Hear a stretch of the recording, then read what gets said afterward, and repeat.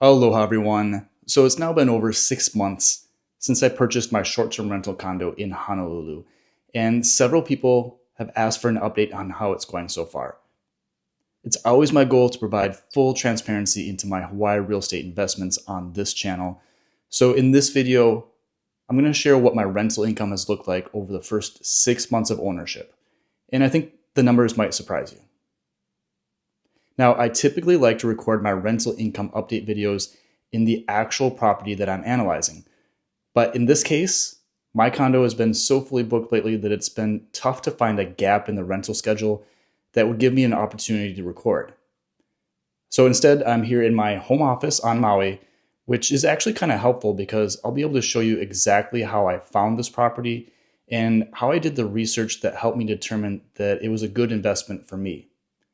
And I did it all while I was sitting at this desk. But before we get into the numbers, here's a quick recap of the property that I purchased for those that didn't see my original video where I did a property tour right after I bought the place. I bought a one-bedroom condo in the Executive Center in downtown Honolulu. It's on the 29th floor and it does have exceptional views from the kitchen, the living room, and the bedroom, with wall-to-ceiling windows that create a unique experience that I think is well suited for an Airbnb rental. Now, in previous videos that I did about this property, I always seem to get a few comments from people that are claiming that my property is an illegal short-term rental, so let me address that up front. It's the zoning of this property that allows short-term rentals to operate legally. And in fact, a well-known hotel chain called the Aqua Aston actually operates as a hotel in this building, and they manage units right next to mine. And furthermore, when you look up the certificate of occupancy for my property, my unit is designated as a hotel guest room. So now that that's cleared up, let's take a look at the rental income over the first 6 months of operating on Airbnb. Now, the unit didn't come with any future bookings, so with an empty calendar, we started off kind of slow. Our first month was October of 2024, and we booked 15 of 31 available nights for a gross revenue of $3,210.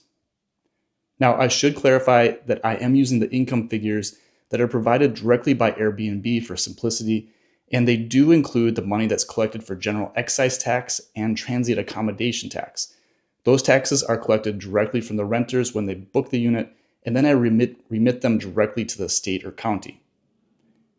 Typically, when I'm looking at gross rental numbers, I do not include these taxes in the figures because it does inflate the nightly rate. But we will subtract the taxes from the income when I discuss the expenses and cash flow later in the video. Anyways, moving on to the next month, in November, we booked 23 of 29 nights for a respectable $5,306.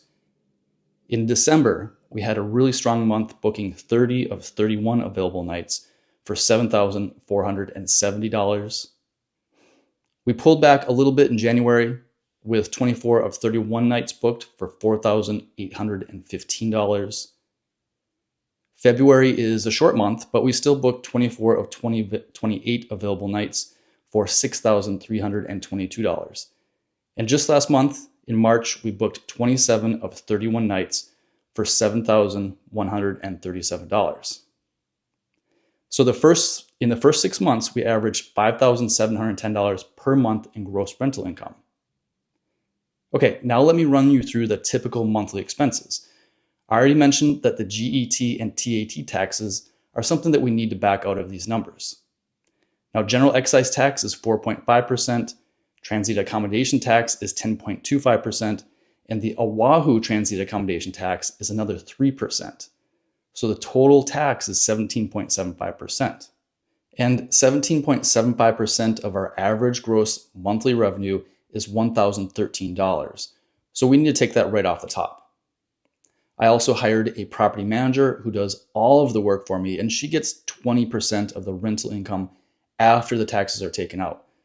So my management fee has averaged $939 per month, which I'm honestly very happy to pay so I don't have to do any of the busy work. The average HOA dues plus all my utilities was $1,178. I also rent a parking stall in the attached parking garage for my guests to use, and I pay $265 per month for that space. My mortgage payment, which includes principal, interest, property taxes, and insurance, would be $1,755 with the traditional 30% down on a $365,000 purchase. So my average cash flow on the property is $567 per month, which is pretty good for our current market, especially considering we didn't start with any future bookings. But I really didn't buy this property with the intention of getting rich from the cash flow right away. I bought it so I could use the property myself from time to time. I also see a lot of potential for the value of the property to go up over time. The renters are paying down my mortgage, and I wanted to take advantage of the significant tax savings that come from purchasing an investment property like this that I can use to offset my earned income. And honestly, so far, I'm very pleased with my investment in Honolulu, and I expect it to get even better over time. Okay, so I promised to show you how I found my property and how I estimated the rental income and calculated the full investment potential. I'm going to jump over to the computer and show you exactly how I do my research. Okay, so here's how I do my research.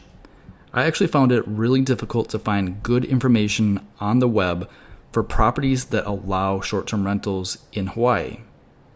Each island has different rules, and portals like Realtor.com, Zillow, and Redfin, they don't sort through and show you only the properties that allow short-term rentals versus the ones that don't.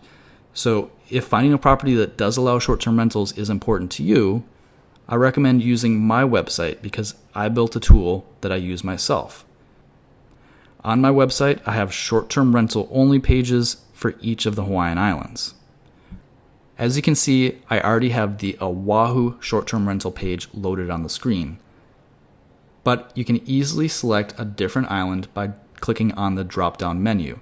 And I'll also share links to each of the short-term rental pages for each of the islands in the description below so it's easy to find. Now, once you're on the page for the island that you want to explore, the page will only display the properties that allow short-term rentals on that island. You can also specify certain criteria like the number of bedrooms, bathrooms, or your price range to help filter your search.